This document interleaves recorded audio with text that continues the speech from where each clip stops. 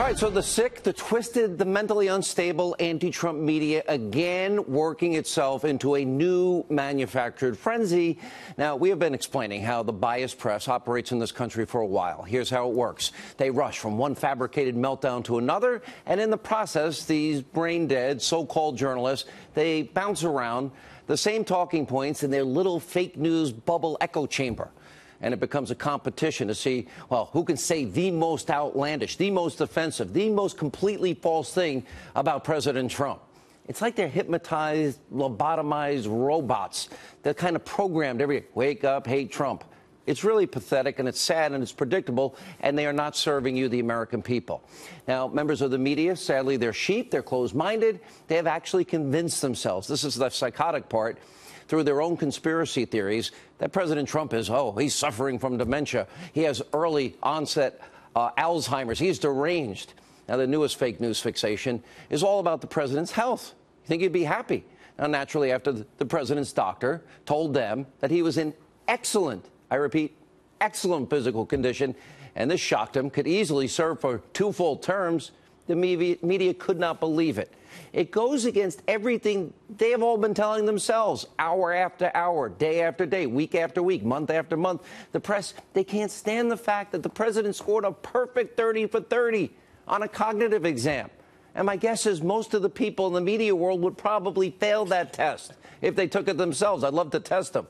Now, before we show you new examples, it's important to highlight just how utterly insane the media was yesterday at the press conference with the president's doctor. Watch this. Do you keep a tally of how much golf the U.S. president plays? Some of the president's friends have told reporters in the past that they think he's a germaphobe, that he washes his hands obsessively and is concerned about that. Have you seen any indication of that type of behavior? Does he watch too much TV? I don't. From a sedentary lifestyle sort of perspective, should he cut back on that? Do you see any evidence of bone spurs, which the president said he suffered from? Is he limited to one scoop of ice cream now? Do you have any concerns about the president's use of Twitter? No, I don't. Yeah, Twitter doesn't involve me as a doctor. I don't have any concern on that. Does the president wear dentures? You mentioned the dental exam. The president has no partial or dentures of any kind. You said he doesn't drink and he doesn't smoke, and other than the diet issue, did you address drug addiction? Drug addiction? I mean, any other drugs? Yeah, no, he has no drug addiction. This is real reporting. This questioning went on for 49 straight minutes. The media just refused to face the truth, the reality. President Trump is perfectly healthy. You'd think they would be happy. Apparently not. Now, of course, it didn't take long for what we're now calling Trump health truthers. Think about this. To come out in the media, and now they're questioning everything that the doctor said. This is unbelievable. Watch this. The alleged excellent medical exam results of the fellow in the White House has spawned a new conspiracy theory. It's known as the girther movement. He said he's in excellent health. I mean, Sanjay Gupta came out and was like, not so sure about excellent health. He seemed like a Trump fanboy. When he said 239 pounds. Whatever, but I mean... I know I'm being a girther, but I mean, come on. If that's what 6'3", 239 pounds looks like, that's a shock to me. I'm not sure if it makes me feel better that this doctor says that he has no cognitive issues.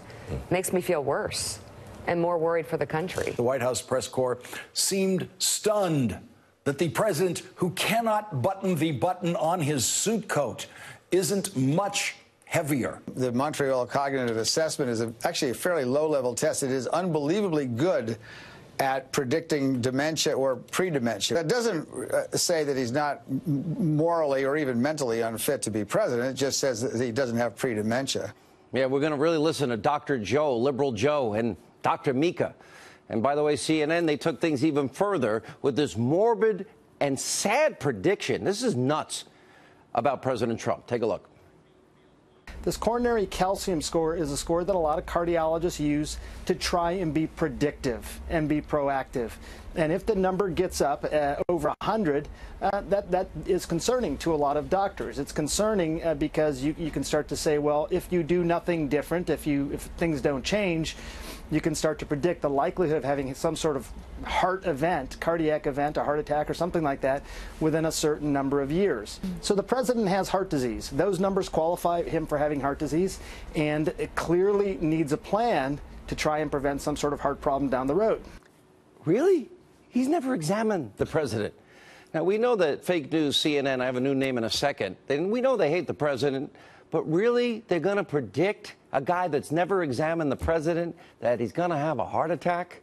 Now, this type of behavior, it shouldn't be surprising, especially coming from what we're now calling, you see it right there, CNN, the whole network, or the whole fake news network.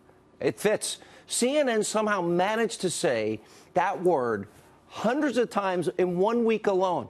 Here are just a few of the examples. I promise I played them all. I have too much news to cover tonight. But here's some. We'll put it on our website tomorrow. What was your reaction when you heard the president call, African nations holes? It's not clear what he meant by whole countries. Are you shocked or surprised by this? I'm not surprised. In one way, I'm proud. I am a proud holder. No, we are not all created equal, at least not if you are born in, as the president put it, a whole country. The word house instead of whole, as in house countries, not whole countries. I guess he's a holer. Is there a difference if the president said whole or house? Do you think these countries are holes? Donald Trump has turned the Oval Office into a hole.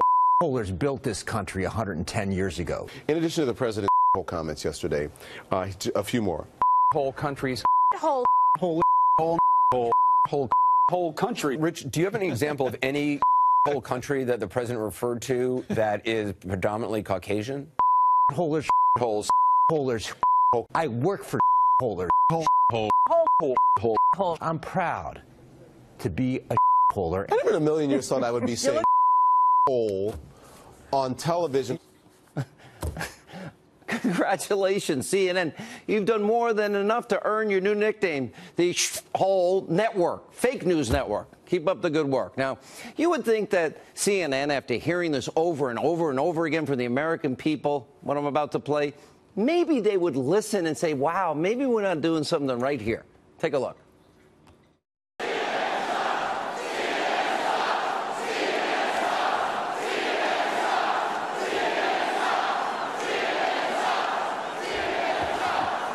Are they not listening? Apparently, they are so hard-headed that nothing sinks in. Also tonight, we have major breaking news. This is important tonight about the phony, fake news. Hillary Clinton bought and paid for Russian propaganda document and dossier. Sarah Carter reporting that longtime Clinton aide advisor Sid Vicious Blumenthal apparently was interviewed by the FBI in 2016 about this fake news anti-Trump dossier. And that's not all. According to the Washington Examiner's Byron York, congressional investigators are now working to determine whether or not the Obama State Department was involved in gathering and circulating fictitious and totally fake information that was found in that dossier. It's getting deeper every night. And according to another new report, an FBI agent exchanged information about the Bureau's Russia investigation with the former spy that was getting the phony Russian information, Christopher Steele. He's the guy that put the dossier together. So you have Steele being told by our FBI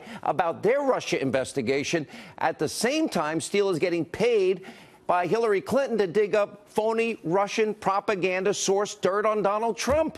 You can't make this up. And we also know from Fusion GPS co-founder Glenn Simpson, his testimony that Steele briefed the FBI about the dossier before the election. This is corruption at the highest levels.